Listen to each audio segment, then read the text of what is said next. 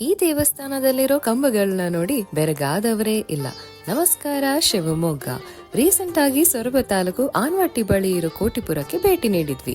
ಇಲ್ಲಿರೋ ಇತಿಹಾಸ ಪ್ರಸಿದ್ಧ ಶ್ರೀ ಕೈಟವೇಶ್ವರ ದೇವಸ್ಥಾನ ನೋಡಿ ಮನಸ್ಸಿಗೆ ಹಾಗೂ ಕಣ್ಣುಗಳಿಗೆ ತುಂಬಾನೇ ಖುಷಿಯಾಯಿತು. ಇಲ್ಲಿರೋ ಶಿವಲಿಂಗ ಕೃತಯುಗದಲ್ಲಿ ಮಧು ಮತ್ತು ಕೈಟಬರೆಂಬ ರಾಕ್ಷಸ ಸಹೋದರರಿಂದ ಪ್ರತಿಷ್ಠಾಪಿಸಲ್ಪಟ್ಟಿತ್ತು ಎಂದು ಪುರಾಣಗಳು ಹೇಳುತ್ತೆ. ಕ್ರಿಸ್ತಶಕ 1100ರ ಸುಮಾರಿಗೆ ಹೊಯ್ಸಳ ರಾಜ ವಿನಯಾದಿತ್ಯನ ಆಳ್ವಿಕೆಯಲ್ಲಿ ಈ ದೇವಾಲಯವನ್ನು ನಿರ್ಮಿಸಲಾಗಿದೆ.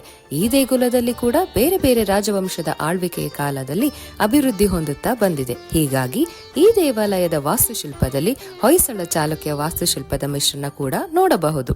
ಈ ದೇವಾಲಯದ ವಿಶೇಷ ಏನಂದ್ರೆ ಇಲ್ಲಿರುವ 16 ಅದ್ಭುತ ಕಲ್ಲಿನ ಕಂಬಗಳು.